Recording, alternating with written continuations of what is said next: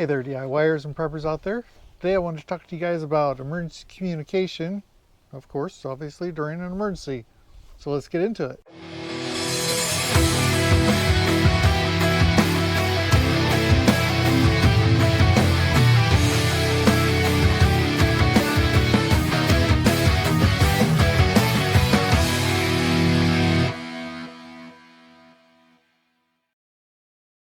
For any type of emergency, you're going to need to have everything, available resource-wise, that if your regular sources are cut off, you're gonna need access to, being everything for everyday living, your food, medical supplies, fuel, energy, any type of power source, um, first aid kits, everything, even communications. So if if an emergency, even like a national emergency, came up to where communications was cut off, like the say all satellites went down, the cell phone service went, and all your landlines were down.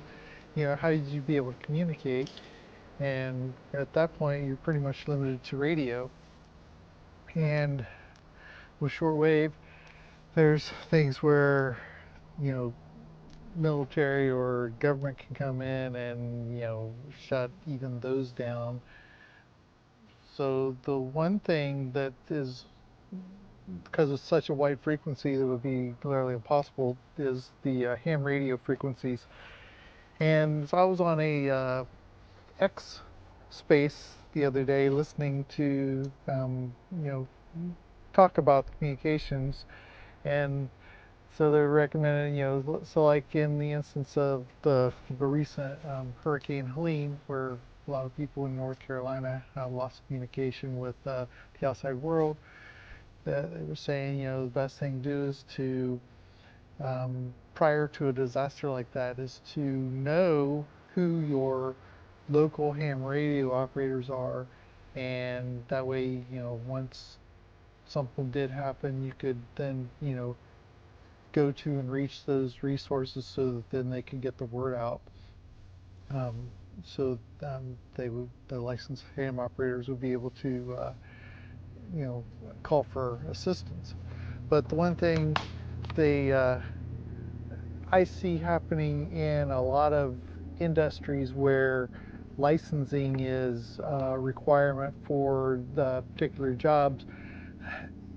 I've seen it, across the board. It's like, um, I've even watched YouTube videos where, say, a licensed plumber would say, don't try this at home yourself. Get a licensed professional, and it's to protect their industry, and so that they are still making money. And if everybody did DIY, they would lose their customer base. So the ham radio is really the same thing. Uh, the thing about it is that they want you to contact a licensed ham radio operator to then make that communication out. But the thing that they fail to inform you about is that in the event of an emergency, you don't have to be a licensed ham radio operator in order to use a ham radio to call for assistance, for help. There's actually legal framework in place that or I'll just read you what the FCC has in place.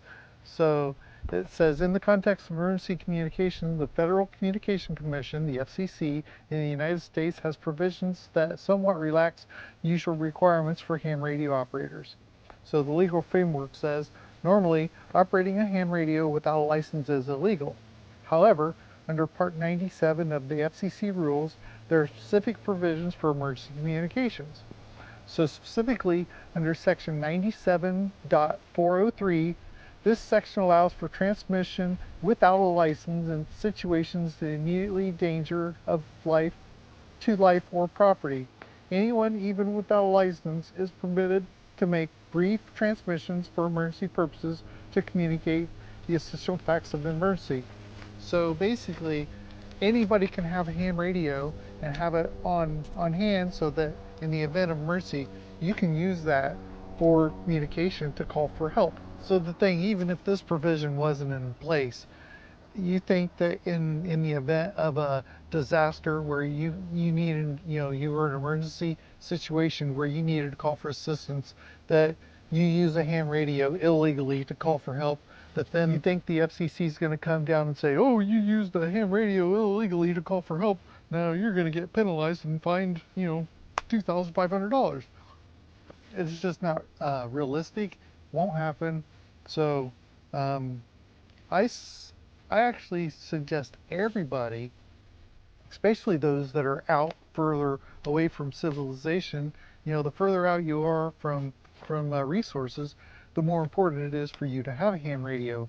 So you can own one and even have it on listening. You're not breaking any laws. It's only if you are then using it without it being an emergency is where you'd be breaking the law without having a license. And more of that, it goes more to the etiquette and the protocol when you're using a ham radio of, whether you're abusing it or not. So I'd say everybody should get a ham radio, if nothing else, to be able to listen in to the communication that's going on. And if you do have an emergency, use the thing and call for help. Get the assistance you need, and you're not gonna have to worry about the FCC coming after you to lock you up. You're calling for help, you're getting assistance, so that's the important thing. So anyway, I just wanted to get that out there, and I hope everybody can buy a ham radio to be able to have that communication piece on hand, and just make everybody better prepared. So if you like this video and like the information I provided, I appreciate it if you would like, comment, subscribe, hit the notification for upcoming videos, and until next time.